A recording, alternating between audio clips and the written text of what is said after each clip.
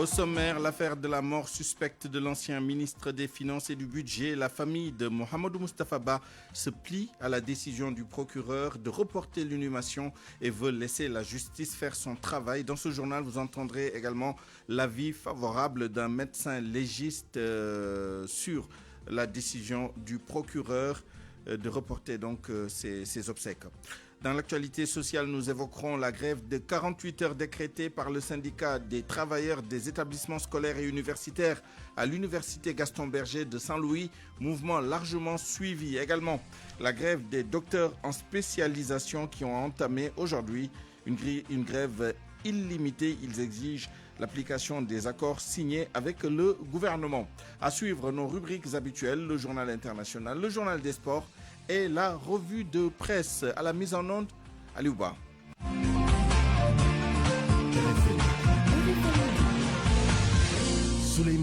Mesdames, Messieurs, bonjour. L'actualité reste dominée par l'affaire de la mort de l'ancien ministre des Finances et du Budget, Mohamedou Moustapha Ba, il y a quelques jours en France. Décès non naturel, selon les conclusions de l'autopsie du corps ordonné par le procureur de la République. Le procureur qui a également chargé la division des investigations criminelles de mener l'enquête pour élucider les circonstances de son décès. Le corps n'est pas remis à la famille pour les besoins de l'inhumation, même si l'autopsie a été effectuée, mais selon un médecin légiste, cette démarche du procureur est tout à fait normale. Dr Amadou Sow souligne que la loi permet au procureur de garder le corps pour compléter ses investigations. Nous l'écoutons. Cette situation, on peut la comprendre dans la mesure où c'est au procureur que la loi confère de pouvoir poursuivre ou en tout cas de juger de l'opportunité ou pas de faire une enquête par rapport à une situation. Et tant qu'il estime qu'il est toujours en tout cas dans le besoin d'avoir des informations, moi je comprends que dans cette situation-là, il peut se dire que voilà, j'attends d'avoir toutes les informations avant de pouvoir peut-être donner l'autorisation qu'on puisse inhumer cette personne-là. On peut le comprendre dans ce cas de figure-là. Maintenant, quant à l'autopsie en tant que telle, si c'est fait et que les prélèvements qui devront être faits sont déjà faits, bon, à moins qu'on se met dans une perspective de refaire une nouvelle expertise, peut-être à défaut de cela, on peut demander de restituer le corps. Mais puisque c'est une affaire qui n'est pas encore élucidée et dans la suite des événements, on peut être amené à faire une troisième expertise même. Pour moi, c'est compréhensible qu'on puisse garder encore le corps par rapport à tout ce qui se passe, jusqu'à ce qu'on ait la bonne information et que toutes les questions soient répondues. Quant à la famille du défunt, elle dit se plier à la décision du procureur. Elle laisse la justice faire son travail sur cette affaire. Écoutons Jim Momat Ba, grand frère de Mohamedou Moustapha Ba, au micro de El Hadj Ndiogou Diène. La position est générale, c'est-à-dire le procureur a ordonné une autopsie, on a attendu, le procureur poursuit ses travaux, nous l'attendons. Donc il n'y a pas d'autre commentaire que d'attendre que tout se termine et qu'on puisse poursuivre la levée de corps et l'enterrement à Nioro et que donc nous prions pour lui en attendant. Voilà la seule chose que nous pouvons déclarer. Donc une attente paisible et une attente dans la prière. Comment vous appréciez le fait de ne pas recevoir le corps dès après l'autopsie? Est-ce que ça ne pose pas problème? Mais c'est une autorité, nous attendons les règles de la justice, c'est tout, il n'y a pas d'autre chose. Nous sommes dans un pays régalien, nous attendons. C'est quelque chose qui est entraînement avec le procureur de la République. Nous attendons le permis d'inhumer du procureur. Voilà, c'est ça la position. Pour moi, RFM, c'est la radio de la réactivité. RFM, partout, tout le temps. À 12h05, allons à Saint-Louis où donc le syndicat des travailleurs des établissements scolaires et universitaires a décrété 48 heures de grève. Il dénonce l'insuffisance du budget octroyé à l'université Gaston Berger, un mouvement d'humeur largement suivi par les travailleurs qui ont déserté leur bureau. Pour le STESU, les 12 milliards de francs CFA de budget de l'UGB ne peuvent que couvrir 8 mois de fonctionnement normal. Écoutons Ahmad Diallo, secrétaire général du syndicat des travailleurs des établissements scolaires et universitaires, section UGB, au micro de Seynou Diop. Nous avons 12 milliards de budget, or que les 12 milliards de budget couvrent que les 8 mois de salaire. Nous avons lancé un appel pour que d'abord de consolider le budget et d'augmenter encore le budget. Parce que le dernier trimestre, l'université ne peut pas gérer certaines dépenses. Nous avons des partenaires, nous avons les dispensaires, nous avons aussi les hôpitaux, nous avons pas mal de choses, des dépenses à faire. Mais aujourd'hui même, l'université ne peut plus assurer sa mission régalienne. Donc on ne peut plus construire des salles de classe, on ne peut plus acheter des matériaux pédagogiques et tout ça. Nous avons fait 48 heures de grève et nous demandons à tous les camarades de respecter ce mot d'ordre. En collaboration avec tous les syndicats, nous avons fait 48 heures. C'est en guise d'avertissement. Restons avec l'enseignement supérieur pour parler des étudiants mbourois inscrits à l'université Cheikh Anta Diop de Dakar. Ils disent être confrontés à d'énormes difficultés. Ils n'ont pas de logement et peinent à avoir des tickets pour la restauration. Certains d'entre eux ont déjà abandonné l'UCAD car ne pouvant plus supporter les conditions de vie. Ils interpellent donc les autorités. Écoutons Mohamed Diouf, étudiant au département de géographie et vice-président de l'amicale des étudiants ressortissants de Mbour, au micro de Ndeye Matidian.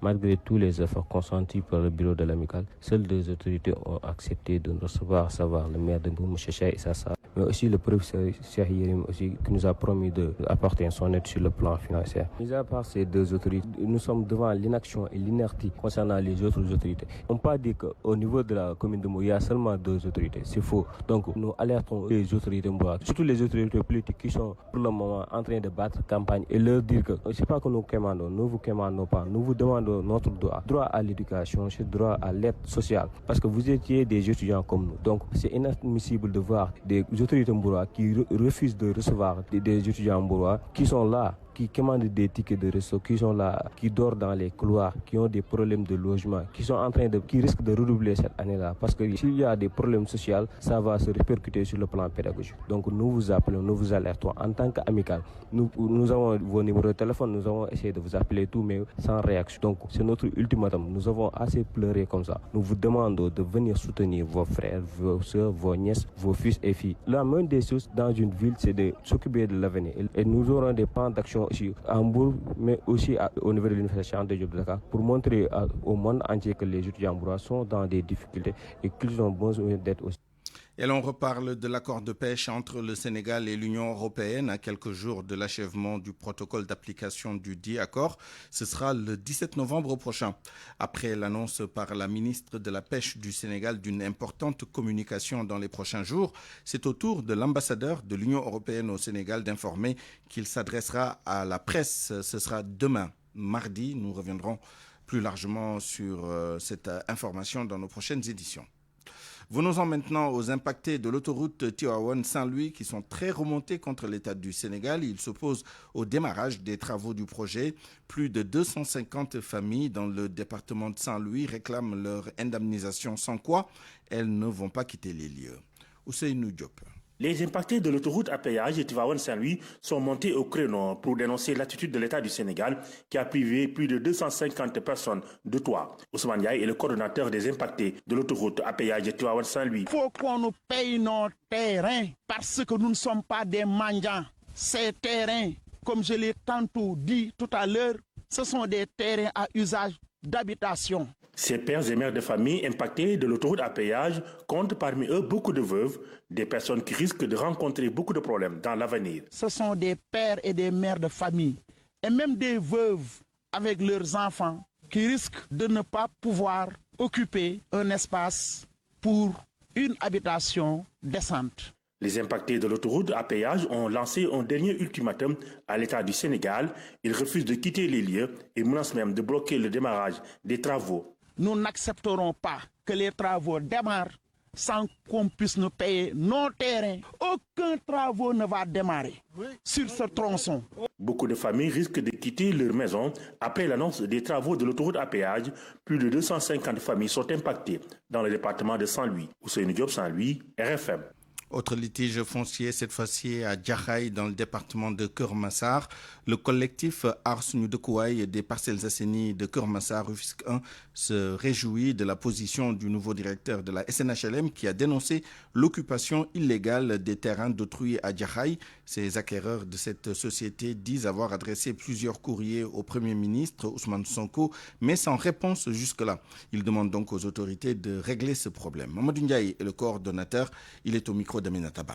Nous félicitons le directeur de la SNHLM de sa sortie, qui nous engage tous et que nous cautionnons en tant qu'acquéreurs de la SNHLM.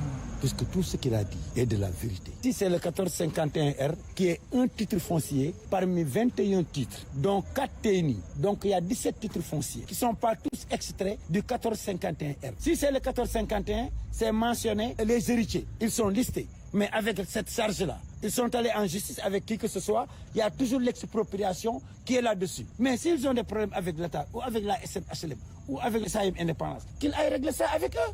Mais ce n'est pas nous qui devons être les agneaux de sacrifice. On ne l'acceptera pour personne. C'est l'occasion pour nous d'interpeller Monsieur le Premier ministre Ousmane Sonko, qui est le premier à faire sortir cette problématique de 1451R.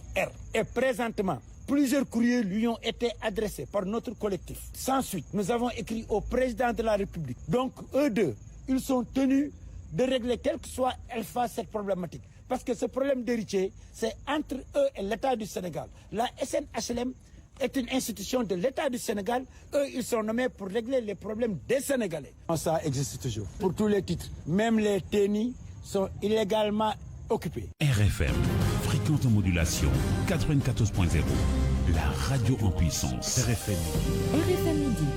Dans le secteur de la santé, les docteurs en spécialisation ont entamé aujourd'hui une grève illimitée.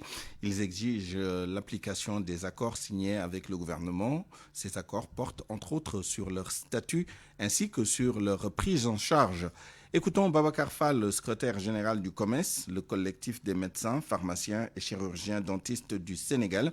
Il est joint par El Hadj Ndiogou Diène. Depuis près de 2 mois, le COMES avait entamé un mouvement d'humeur de grève en démarrant avec une grève de 48 heures, puis 72 heures. Après avoir partagé la table de négociation avec les autorités, ils avaient fait des promesses qui nous avaient poussé à lever le mot d'ordre. Mais malheureusement, ces promesses n'étaient pas respectées comme à l'accoutumée. Parce que ces revendications, depuis près de 10 ans, nous les posons sur la table et c'est le même modus operandi que les autorités font, à savoir promettre la résolution de ces points et pour à la fin ne pas les appliquer. Les principales revendications qui nous ont poussé à aller en mouvement, c'est d'abord le statut du DS, parce que le DS au Sénégal n'a aucun statut qui le couvre et qui puisse justifier que ce DS-là parte travailler tous les jours pendant 11 mois sur 12 sans pour autant être rémunéré, sans pour autant être motivé, sans indemnité de logement ni indemnité de déplacement. Donc ce DS-là doit bénéficier d'un statut qui lui garantit cela et ça rentre dans le cadre des autres points, à savoir le congé de maternité. Parce que un DS qui tombe enceinte n'est pas garanti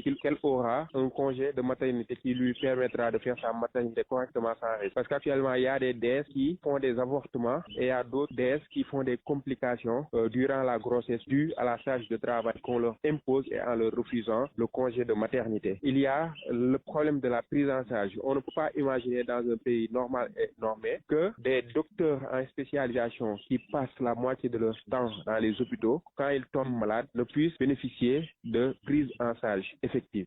Et puis avant de boucler la première partie de cette édition, allons à Fatick où de nombreux cas de tuberculose sont enregistrés chaque année dans la région.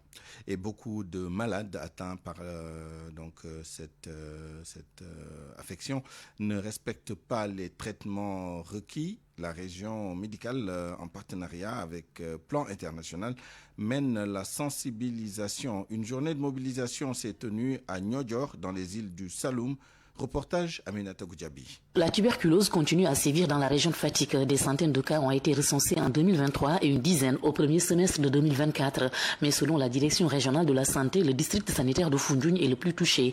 Ibrahima Faye, responsable du bureau de lutte contre la maladie à la direction régionale de la santé. Par rapport aux données de 2023, on était à 374 cas en 2023 pour lesquels les 27 nous revenaient de santé de Foundiougne. Mais ça également, il faut prendre ces données avec beaucoup de précautions. Quand on sait que depuis 2022, il y a la rétention des informations. Le respect du processus de traitement de la maladie est un combat pour les autorités sanitaires de la région. Une journée de mobilisation a été organisée à Niodior, une île du département de Foundiougne, où des cas de tuberculose sont décelés régulièrement. Cette situation a été évoquée depuis l'année dernière, mais au-delà de ce nombre important, nous avons eu à constater une irrégularité dans la poursuite du traitement. Il y a des malades qui commencent le traitement, qui voyagent, qui reviennent.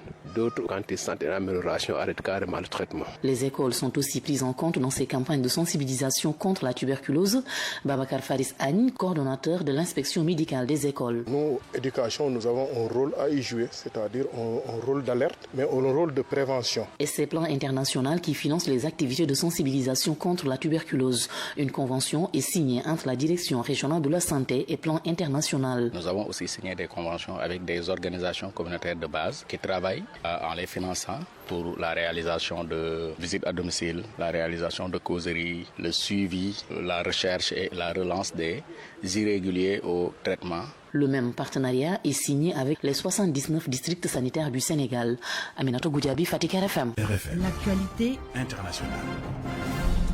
L'actualité internationale, c'est avec vous, Anna Rocha. Bonjour. Bonjour, Souleymane. Bonjour à tous. La COP29 débute aujourd'hui à Bakou, en Azerbaïdjan. C'est la conférence mondiale la plus importante sur le climat. Des dirigeants et responsables de près de 200 pays se réunissent à partir de ce lundi pour la conférence des Nations Unies sur les changements climatiques. Il sera surtout question de limiter le réchauffement climatique et ses conséquences. Nafissatou Silla. Cette COP29 servira surtout à échanger autour des nouveaux engagements financiers envers les pays pauvres très impactés par les vagues de chaleur, les tempêtes et les inondations. Ces phénomènes naturels sont d'ailleurs devenus très fréquents en raison du changement climatique. Les pays en développement et les organisations environnementales s'attendent à ce que les pays riches collectent au moins 1 000 milliards de dollars par an. C'est 10 fois plus que l'engagement actuel. Pour financer ces engagements, les militants du climat proposent d'imposer des taxes aux riches, mais aussi des frais pour l'extraction du charbon, du pétrole et du gaz. Par ailleurs, les ONG craignent que la victoire de Donald Trump ne jette une ombre sur le sommet, puisqu'après sa première élection en 2016, Trump avait ordonné le retrait des États-Unis de l'accord de Paris sur le climat. Et selon un rapport publié hier dimanche par le New York Times, Donald Trump envisage aussi le déplacement du siège de l'Agence de protection de l'environnement en dehors de Washington et la réduction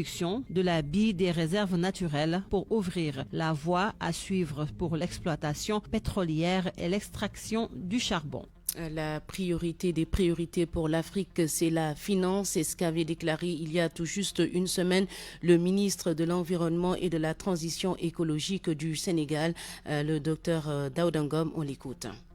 Il faut une redéfinition de la finance climatique. Ça devient un fourre-tout. Et les pays émergents surtout profitent de cette situation pour mettre tout dans la finance climatique. Qu'est-ce qui est finance climatique? Il faut une redéfinition. Mais les objectifs également en matière de finance climatique seront redéfinis.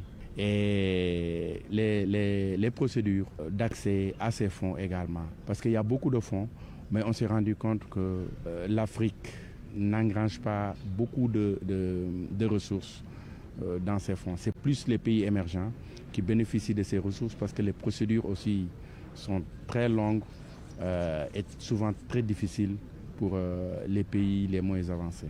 Le Sénégal a toujours participé à la COP depuis 1994 et actuellement la direction du changement climatique est chargée d'organiser la participation sénégalaise à cette importante conférence internationale.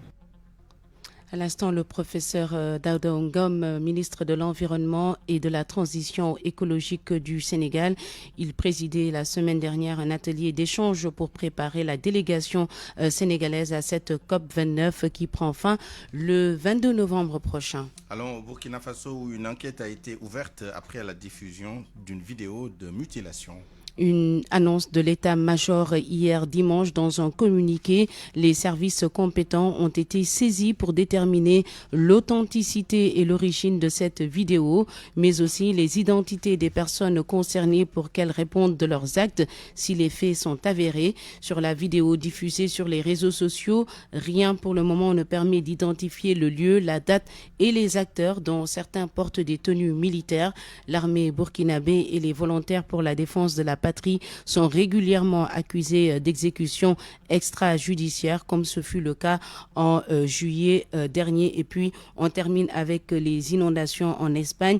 Le Premier ministre Sanchez annonce de nouvelles mesures de soutien pour près de 3,8 milliards d'euros. Merci Anna Rocha, il est 12h20. RFM Sport.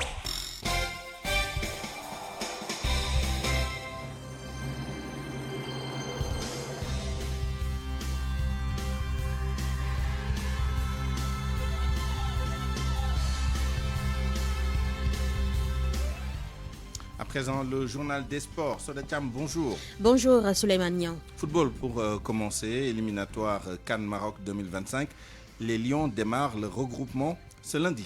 C'est en vue des 2 derniers matchs de ces éliminatoires. D'abord le 14 novembre contre le leader du groupe, le Burkina Faso à Bamako, et le 19 novembre contre le Burundi au stade Abdoulaye Wade de Diamniadio. La majeure partie des joueurs convoqués sont déjà à Dakar. Une séance d'entraînement est prévue aujourd'hui, une séance ouverte à la presse et au public. C'est à 17h30 au terrain annexe de Diamniadio. Une autre équipe nationale qui entre en regroupement ce lundi. Il s'agit de l'équipe locale qui entame son 6e stage. Les protégés de Souleymane Diallo préparent la double confrontation contre le Libéria, comptant pour les éliminatoires du CHAN, des matchs prévus dans la 2e quinzaine du mois de décembre. Le maire de Tivaouane promet de construire des terrains de football dans tous les quartiers. Promesse tenue lors de la finale de la Coupe du Maire qui opposait l'ASC Ndout à celle de Dego. Le stade était plein comme un œuf à craquer. Le report nous dit donc Cheikh Anta Diop à Thiès. Stade municipal Moustapha Niang de Tivaouane a encore vibré au son de tam-tam. La finale de la Coupe du Maire opposait l'ASC Dego à l'ASC Ndout. Une belle finale qui a drainé du monde. C'est la fête du sport, c'est la fête de la jeunesse. Dembo Diopsi, le maire de Tivaouane, en a profité pour dérouler son programme sportif pour la ville de Tivaouane. On fait pour la jeunesse sportive de Tivaouane, am l'ensemble des infrastructures yi soxla. Ñu fexe ba quartier bu nekk ñu am fa ay terrain sportif yoo xam ne dañ koy gazonné. Il y aura des infrastructures sportives dignes de son nom. Tous les quartiers de Tivaouane seront dotés de terrains de football gazonnés pour que les jeunes puissent jouer au football dans de bonnes conditions. Pour que ñëpp di mën a football dans les quartiers avec des terrains gazonnés. Des récompenses, il y en avait. Finaliste 2 500 000 francs.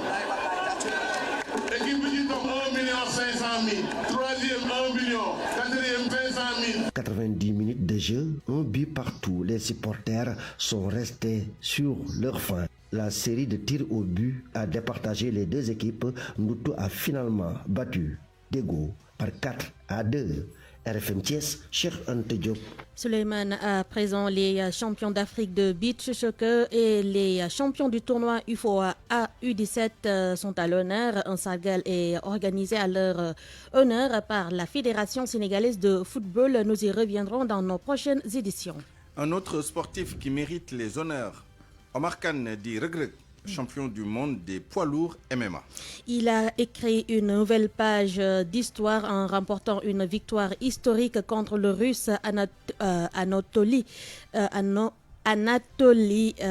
Souleymane Malhin. Regreg a créé la sensation en mettant fin à l'invincibilité donc du champion russe détenteur de 3 ceintures mondiales et avec un palmarès de 14 victoires en autant de combats. Le président de l'association MMA Sénégal souligne que Regreg a réalisé un grand exploit. Pape Demba Kane soutient qu'il est temps de mettre en place une fédération MMA au Sénégal. Il est au micro de Youssouf Bodian.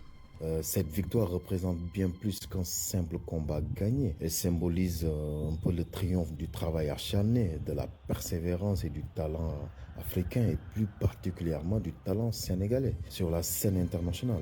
Regreg a su imposer sa force, sa technique, son courage face à Anatoly, un adversaire réputé pour sa puissance et son expérience. En remportant ce titre de champion des poids lourds, je pense que Regreg ne devient plus seulement champion, il devient aussi une inspiration pour toute une génération de jeunes passionnés de sport de combat au Sénégal et dans le monde. Il montre que tout est possible avec de la volonté, du dévouement et un objectif clair. La victoire de Regreg a suscité un engouement au Sénégal et montrant l'intérêt grandissant pour le MMA dans le pays. Cela témoigne d'une demande nationale qui pourrait être consolidée par une fédération officielle. Une fédération permettrait d'encadrer la pratique du sport et d'offrir des opportunités de formation pour les jeunes talents. Une fédération officielle pourrait attirer des événements internationaux, soutenant ainsi le tourisme journalisme sportif. En tout cas, nous invitons notre ministère de tutelle à nous accompagner à mettre en place cette fédération de MMA qui est une demande nationale.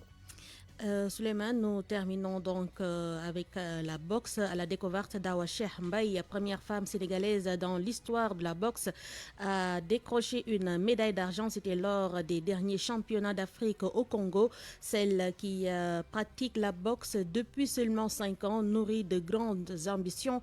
Youssouf Bodjon l'a rencontrée.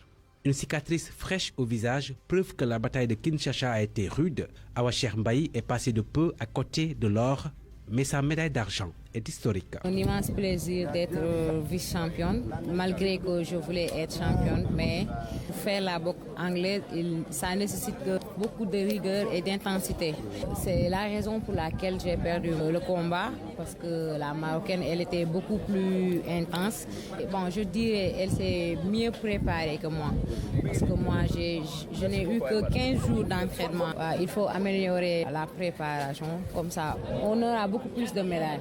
Cheikh Mbaye, qui a eu son bac l'année dernière, a démarré la boxe en 2019, une discipline qu'elle a découverte presque par hasard. C'est venu naturellement, je ne sais pas pourquoi, mais j'ai aimé la boxe sans pour autant connaître qu'est-ce que la boxe. Non, je ne regrette pas. Je me suis lancée et j'ai eu le soutien de toute ma famille, surtout ma mère et mes sœurs. Ils m'ont soutenue du début à la fin. Jusque-là, ils me soutiennent. Voilà. Je ne regrette pas d'avoir choisi la boxe. Entourage, vous n'avez pas les gens étonnés de voir une femme boxeuse? Bien sûr. Tout le monde me dit que je n'aurai pas de mari, voilà, je suis agressif. Mais bon, je m'aime comme ça. Dans le futur, la vice-championne d'Afrique chez les moins de 70 kg vise un titre mondial et olympique. Et pour réussir ce pari, Awa Cheikh Mbaye sollicite une bourse olympique qui devrait lui permettre de poursuivre ses études et sa passion, la boxe. Youssouf Bodjon, Souleymane, c'est tout pour cette page des sports. Merci, Sodejam. Autoroute de l'avenir et ses stickers rapido. AAS, Association des assureurs du Sénégal, vous offre votre revue de presse. La presse du jour avec Mohamed Ali Mouba. Bonjour. À la une, le mystère s'épaissit autour de la mort de Moustapha Ba. 2 autopsies, une levée du corps reportée, les circonstances dans lesquelles Moustapha a perdu la vie en France alors qu'il s'y était rendu pour des soins de routine restent troubles. Et la communication, plus exactement l'autopsie ordonnée par le procureur de la République alors qu'on s'apprêtait à porter en terre la dépouille de Moustapha, ajoute à la suspicion. C'est que selon le confrère, le journal L'Observateur, l'autopsie justement révèle une mort pas naturelle.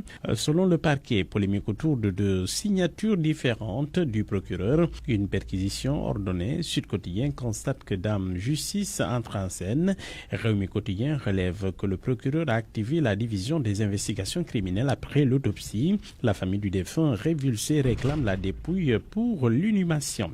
Enquête ne comprend pas comment le procureur de la République s'est débrouillé pour servir 2 versions sur une même affaire, sur une même mort. L'autre question, c'est surtout pourquoi garder encore alors que l'autopsie a été pratiquée. L'Obs note que sa femme est attendue à la division des investigations criminelles. Le journal refait le récit du décès, les nombreux appels téléphoniques et autres SMS sans suite et le voyage à 2 en France à sa recherche. La vérité sur le décès. Le confrère a donné la parole à un médecin légiste qui nous dit qu'on ne peut pas opposer le certificat de genre de mort à l'autopsie, vers donc l'ouverture d'une information judiciaire et une commission rogatoire en France, informe Libération. La libération polémique justement de Nabouley. Pourquoi le juge a accordé la liberté provisoire à celle qui est présentée jusque-là comme étant complice de la bande qui a tué Aziz Dabala et Wali. Pourquoi donc? La famille révulsée continue de crier sa colère. La famille de Aziz Dabala qui interpelle toujours le procureur général. Selon enquête, des incongruités lors de l'audition ont conduit à cette décision. Justice toujours, mais cette fois-ci, c'est le général Kandé qui va voir le procureur. Plainte contre militaire. Le journal Le Quotidien note qu'elle vise un militaire subalterne qui aurait enfreint le devoir de réserve et sur des plateaux de télé accusé le haut grade accusé d'avoir voulu fomenter un coup d'État. Le journal rappelle que ce sont là les développements des accusations que Sonko a portées sur l'ancien chef d'état-major de l'armée de terre. La campagne électorale, la dernière ligne droite, Sam Sakadou et Pastef, ça va être le mortal combat selon Tribune. La diaspora qui tient 12 députés au cœur des enjeux politiques selon Enquête. Selon Source, la campagne se résume à ce qui suit. Sonko occupe les jeunes, Barthélemy promet le paradis, Anta Babacar ulcéré par le sort de Pikine. Commentaire de sucré-salé, c'est les forces de la politique. Plus on approche de la fin, plus la campagne semble plonger dans les fausses nauséabondes de la politique. Les attaques contre le général Kandé par un troufion sorti de sa réserve quelques jours à peine après la déclaration de notre Premier ministre sur la question semble trop opportune pour être spontanée. À quoi on peut ajouter les accusations de l'un des deux beaux-frères de Macky contre son parent par alliance. Si on y ajoute les habitudes des attaques de campagne, on noie le peuple de superflu pour qu'il oublie que ses vraies préoccupations sont renvoyées aux calendes sénégalaises. Commentaire de Amidou Anne, il parle que nous sommes dans un moment populiste, oui, avec le retour de Trump surtout. Il relève que ce retour de Trump est accompagné par des acclamations des masses et des élites dans toutes les parties du monde, séduites par le populisme et l'incarnation du virilisme au pouvoir. Nous sommes dans un moment populiste qui touche divers pays et aux structures politiques, économiques et sociales différentes. Partout, des hommes qui ne s'érigent aucune limite arrivent au pouvoir et exercent les charges de l'État avec une brutalité dans les propos et dans les pratiques. Ils font preuve d'une vulgarité et d'une absence de tenue qui sidère toute personne qui pense que la politique ne devrait pas être le lieu des outrances et des outrages. Le Sénégal n'échappe pas donc à ce destin depuis mars 2024, donc à la poussée populiste qui plonge notre pays dans une ère d'incertitude, d'abaissement, de violence et de vulgarité. On termine par du sport. Champion du monde MMA, Reug a jamais le premier bûcheron le quotidien. Reug détrône Malikhine. Écrit Enquête, Reug rentre au Sénégal ce vendredi après avoir arraché la ceinture de champion du monde à Anatoly Makhelin en One Championship. Note le journal sur ça. Reug, champion du monde des lourds en One Championship, il dit qu'il veut affronter à nouveau Malikhine avec la catégorie des 100 kilos. Bonne journée à tous. Autoroute de l'avenir et ses stickers rapido. AAS, Association des assureurs du Sénégal, vous ont offert votre revue de presse. C'est la fin de cette édition à 12h33 minutes. Je vous remercie de l'avoir suivi. Merci à toute l'équipe qui l'a préparé et réalisé. El Hadj Ndiogou Diène à la rédaction en chef, à la mise en onde Alioune Ba, à la production Cheikh Tidiane Senghor et Hamadi Ndiaye. À 13h, retrouvez El Hadj Ndiogou Diène pour le grand journal en Wolof. Dans un instant, le journal de la campagne à la présentation. Bonjour Georges Déthié Diop. Bonjour Souleymane.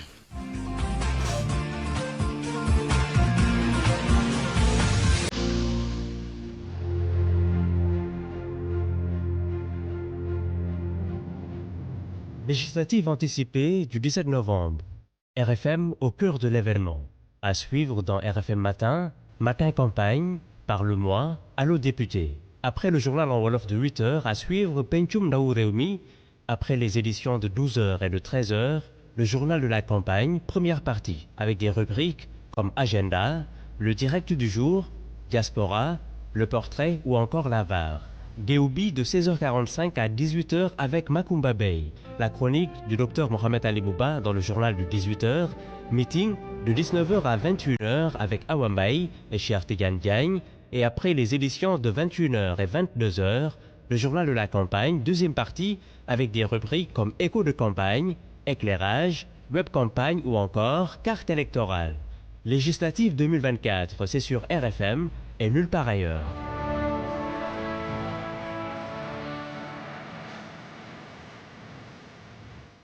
Merci de rester fidèle au programme de la radio Futur Média. Mesdames, Messieurs, bonjour. Bienvenue dans le journal de la campagne. Georges Déthié. 16e jour de campagne ce lundi, les candidats et les coalitions sont sur la dernière ligne. Beaucoup accélèrent la cadence. Aucune partie du pays ne doit être négligée. Toutes les localités sont dans la ligne de mire des candidats et coalitions qui mènent leurs activités. Quelques de leurs programmes ce lundi. Nafissatou Silla.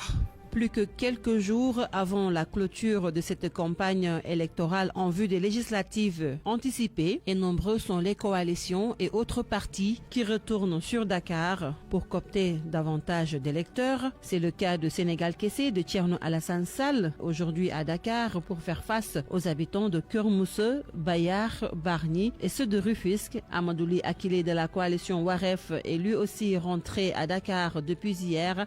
Après Rufisque, ce lundi, il va à la rencontre des populations de Guédiawaye. Amadou Toubanian du mouvement Wardjef, tête de liste de Garab ADS, est lui attendu cet après-midi à la Médina, à la rue 15 angle 6 pour un meeting. Pastef les Patriotes aussi de retour à Dakar. Takou Walou, après fatigue hier, se rend ce lundi à Mbour pour une caravane dans la matinée. Et dans l'après-midi, la coalition de Macky Sall se rend à Thiès entre 15h et 18h pour un rassemblement. Andoussouka les transports ak commerce fait cap sur Tivaouane, Bayenne, Minam, Kermadiane, Bétindiaye, Ngaye, Ndande, Kébémer, Sagata, Louga et puis Saint-Louis où la coalition va passer la nuit. Andodole Ligue Kati d'Insadie dans son itinéraire de ce lundi 11 novembre 2024 prévoit de se rendre à Mbaké suivi d'une visite à Touba avant de retourner après sur Mbaké pour une caravane et puis un meeting au stop de Darussalam sur le chemin de fer où les investis feront des déclarations. Birania Yawan de la coalition du secteur privé est annoncé à Mbour où il fera quelques communes comme celle de Dias, de Sindia ou encore de Sandiara. Puis il se rendra à Thiès avant d'atterrir à Tivaouane. Abdou Karim Sall de la coalition Andesiko Louté AKS est toujours dans le nord du pays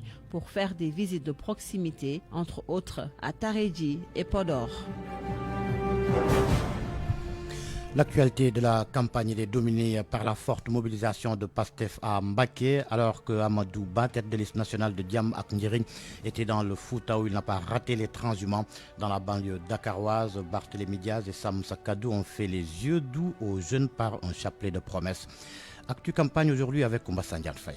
Ce week-end, encore des démonstrations de force partout sur le territoire national. Ce dimanche, lors de la caravane de la coalition Sam Sakadou dans le département de Pékin, le leader de l'ARC est revenu sur les scènes de violence observées lors du passage de la caravane de sa coalition à Diourbel entre leurs partisans et ceux du parti Pastef. Anta dit avoir entendu qu'on a porté plainte contre elle. Selon le numéro 2 de cette coalition, c'est parce que Sam Sakadou fait peur avant de déclarer, je cite, je prends toutes mes responsabilités en donnant rendez-vous aux auteurs de la plainte à l'Assemblée nationale. Toujours hier, du côté du parti Pastef à Mbaké, même tard dans la nuit, Ousmane Sonko accompagné de grands leaders de la trempe de Déthié Fall, Boubacar Camara et Aïda Mbodj, le leader du parti Pastef affirme, je cite, je ne suis allé vers personne lui demander de venir nous rejoindre, personne. Je suis d'avis néanmoins que le système, c'est les règles et non les personnes. C'est la raison pour laquelle nous pouvons accueillir ceux d'entre eux qu'ils désirent. Cela ne signifie pas que nous allons les prendre et les mettre au-dessus de ceux qui étaient déjà là. Ousmane Sonko ajoute que Pastef n'a pas besoin de ces transhumants pour atteindre ses objectifs. Sonko dira dès l'entame de son discours que les arrivants ne doivent pas être considérés comme des transhumants car il n'y a rien à partager. Avant Mbaké, Ousmane Sonko a traversé Ngaye Mékhé, Baba Garage, Keur Sambakan, Toubatoul et dit d'avoir constaté que 64 ans après les indépendances, il y a encore des zones sans eau ni électricité, encore moins de routes praticables. La bataille du Fouta se poursuit. Qui entre Ousmane Sonko et Amadou Ba va gagner la bataille dans le nord? C'était au tour de l'ex-premier ministre Amadou Ba, tête de liste de la coalition Diam ak Ndiring, de mobiliser après le passage du patriote en chef Ousmane Sonko. C'est ainsi que Cheikh Omar Anne a promis de remettre le titre foncier du Fouta à Amadou Ba au soir du 17 novembre. Amadou Ba a même confié que c'était la première fois qu'il a eu droit à un tel accueil, un accueil qui a été plus chaleureux que celui qui lui avait été réservé durant la campagne présidentielle. Amadou Ba de poursuivre que les responsables politiques étaient beaucoup plus nombreux lors de la campagne électorale pour la présidentielle, mais ils n'avaient pas pu réussir une telle mobilisation. Un autre autre Amadouba, tête de liste de la coalition Naforé. Le journaliste engagé dans la politique depuis quelques années évoque les raisons de son engagement. Le maire de la commune de Missira, dans le Sénégal oriental, dit vouloir réconcilier la République et sa jeunesse. Il dit faire partie de ces dignes Sénégalais qui n'ont jamais voulu faire de la politique leur gagne-pain. Pour Amadouba Naforé, le point essentiel de sa démarche à l'égard des Sénégalais sera le capital humain adossé aux valeurs républicaines, mais surtout traditionnelles, dont le Ngor, le Djom, le Ndjombo, le Kersa, le Nangoligé. Alinger Moussasso de la Cogère, investi sur la liste Takoual au Sénégal, a été victime d'un accident ce dimanche à hauteur du village de Nguetch dans la commune de Linger. Le responsable de l'APR devrait rencontrer ses militants et responsables de la coalition. Sous les couleurs des législatives, Baragaï, qui rejoint la coalition PASTEF hier au cours d'une conférence de presse, le maire de Yeumbeul Sud, aux côtés de certains leaders de PASTEF, annonce sa décision de soutenir la coalition PASTEF. Il a appelé à la mobilisation et à voter massivement PASTEF. Baragaï a été député de Yewi lors de la 14e législature sous la bannière du parti PUR. Mohamedou Madani, tête de liste de la coalition Dondo, en meeting à Tilon dans le nord du pays. Selon lui, les problèmes du Fouta concernent plus particulièrement les femmes et les jeunes. Selon toujours Mohamedou Madani Kane, il faut créer impérativement des opportunités pour ces couches essentielles des populations. À midi 41 minutes, le direct du jour, en ligne avec nous, Abdoulaye Diallo, en direct de Kolda. Bonjour Abdoulaye. Oui, bonjour Georges. Alors, on sait que des têtes de liste comme Ousmane Sonko ont été dans la ville. Comment se déroule la campagne à Kolda? Oui, la campagne électorale est presque timide à Kolda. C'est seulement quand une tête de liste est de passage à Kolda qu'on sent un mouvement au sein de certaines coalitions. Du début de la campagne à nos jours, une dizaine de têtes de liste est passée à Kolda. Parmi eux, l'on peut citer Amadouba de Djam Adnyering, Ousmane Sonko de la coalition PASTEF, des membres de la coalition Tahaou Sénégal, délégation dirigée par Sidiki Kaba, Maguette Sen de la coalition And Naoulé, les membres de la coalition Samoussa Kadou avec Barthélémy Diaz, Anta Babakar, Pape Djibril Fall et Tcherno Bokoum, Moustapha Diop de la coalition Farlou est également venu à Kolda. Idem pour Amadou Li de Waref. Hier, le Fouladou a reçu la visite de Abdoulaye Sylla de la coalition And Bessal Sénégal. Au moment où je vous parle, Georges, aucune tête de liste n'est annoncée pour Kolda. L'autre particularité de la campagne, nous touchons du bois, aucune scène de violence relative à cette campagne électorale n'a été enregistrée au Fouladou. Pour ce qui est des programmes, les membres de la coalition Tahaou Sénégal comptent sillonner aujourd'hui l'arrondissement de Sarébidi qui est dans le département de Kolda. Leurs jeunes vont faire du porte-à-porte dans les quartiers de la commune de Kolda. Pour le PASTEF, ils seront dans une activité de promotion de leurs spécimens, mais aussi de sensibilisation distincte pour inciter les gens à aller voter massivement pour rehausser le taux de participation. Et pour ces activités, ils l'ont prévu à Gadapara, un quartier de la commune de Kolda. En résumé, Georges, voilà ce que l'on peut retenir de la campagne électorale ici à Kolda. Merci Abdoulaye Diallo en direct de Kolda. Diaspora nous conduit ce lundi en Angleterre. Là-bas, les attentes de nos compatriotes sont nombreuses, les urgences également. L'un d'entre eux les liste d'ailleurs et les soumet aux futurs députés. Charles Romano Negri, Sénégalais établi à Londres et responsable politique à PASTEF, il est joint par Fama Dione. Nous attendons de nos députés de cette nouvelle législature d'être les interlocuteurs des Sénégalais de la diaspora envers les autorités au cours des sessions parlementaires. Pour nous, ceci ne sera qu'un rappel envers nos élus parce qu'ils savent plus que nous nos problèmes. Ces députés devront faire tout pour défendre les intérêts de leurs compatriotes qui rencontrent des difficultés au côté administratif, par exemple avec l'obtention de nos passeports, cartes d'identité, extraits de naissance de nos enfants, certificats de mariage, etc. Une assistance particulière pour le rapatriement des corps de nos compatriotes, la réduction des billets d'avion par une baisse considérable des taxes de l'aéroport. Ensuite, faire de la diaspora une locomotive de développement. Faciliter et aider les Sénégalais qui vont retourner et investir au pays. L'accès au logement pour les Sénégalais de la diaspora est une demande sociale. Les Sénégalais de la diaspora méritent mieux qu'un secrétariat d'État. Nous voulons que ce département soit transformé en ministère pour mieux prendre en charge le problème des Sénégalais. Par contre, nous saluons le dévouement, la présence et l'écoute de notre secrétaire d'État, M. Ahmed Chérif Diouf, qui est en train d'abattre un travail extraordinaire depuis son arrivée à la tête de ce département. Il mérite d'être soutenu, appuyé.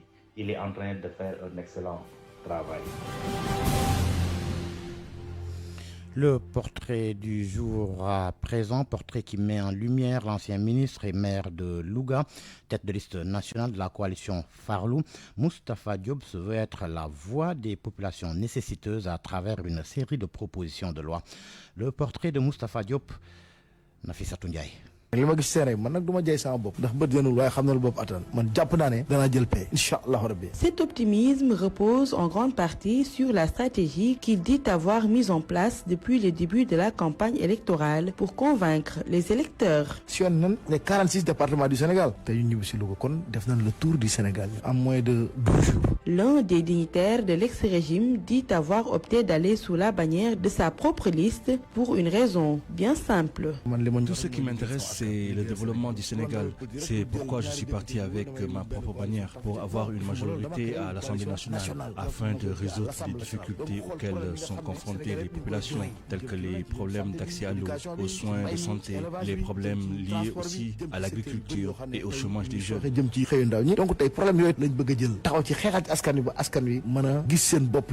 L'ancien ministre de la microfinance et de l'économie solidaire, mais également l'ancien ministre de l'Industrie et des petites et moyennes entreprises, ce n'est pas seulement la figure politique, mais c'est aussi une riche carrière académique et professionnelle.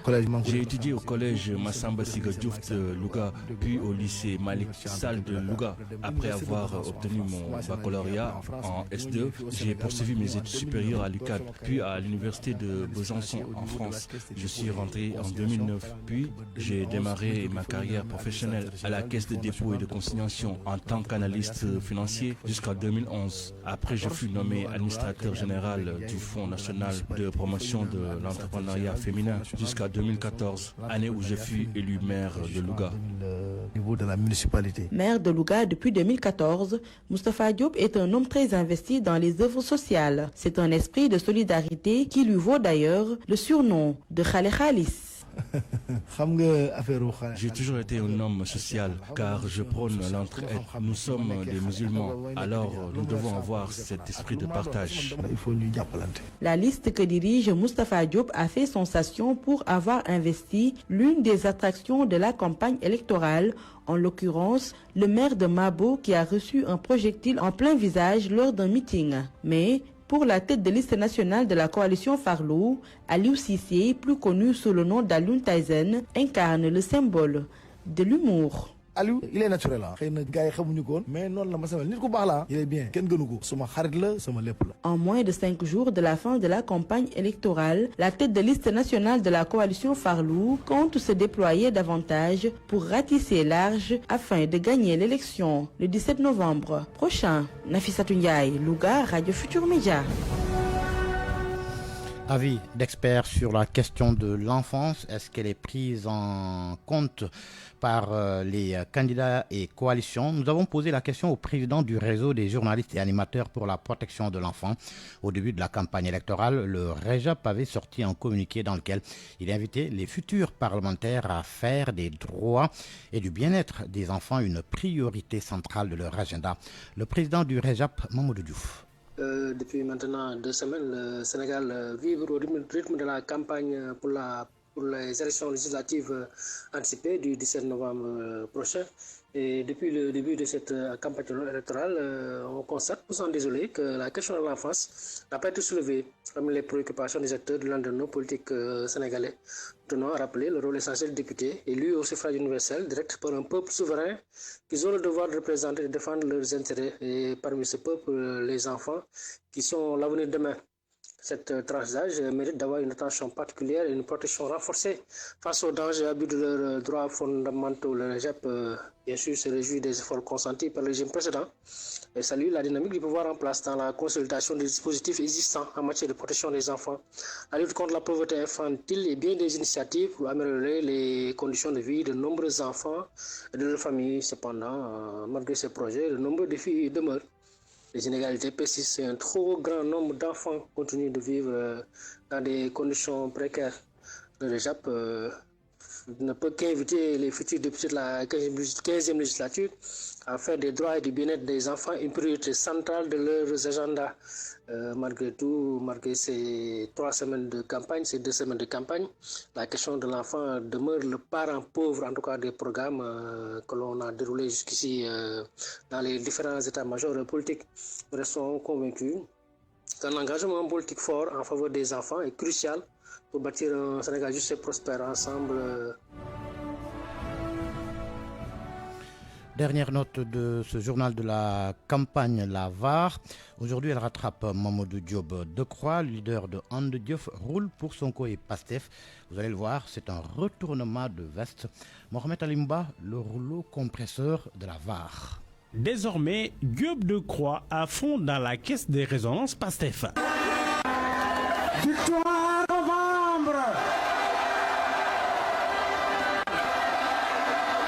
Victoire le 17 novembre. Ici présent. Démb dama wax Amadou Ba. Tête de liste départementale Thiès. Le 17 novembre, yéenay gagné. Dafa am gagné ak gagné. Dama bëgg Thiès. Pas 3, pas 4, pas 5 députés sur la liste nationale. Di ngeen Thiès yi man ngeen ko. Waa Thiès man ngeen ko di ngeen ko def.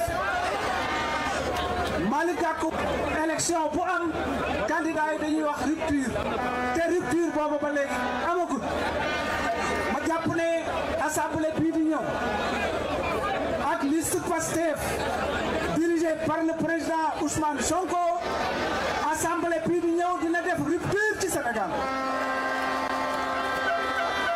Depuis quelque temps, le gauchiste vieux de la vieille garde bat campagne aux côtés d'Ousmane Sonko. Le maître bon, la victoire le 17 novembre prochain. joxe cër waaye fii bu ngeen fi jaarutul itam 100% yi moom mat na ba pare. président tàcc leen loolu waaye ndax liste bi day sunu liste. Birame Souleye Diop mii toog ministre des mines et des énergies. Birame Souleye ëppale wu ma ko dara ci kër yaaba gii wax leen ko tey. du ci ndey du ci bàyyi ëppale wu ma ko fi dara. kon liste bi sunu liste la. Mais Mamadou Diop Decroix, il croit-il vraiment 8 mois en arrière?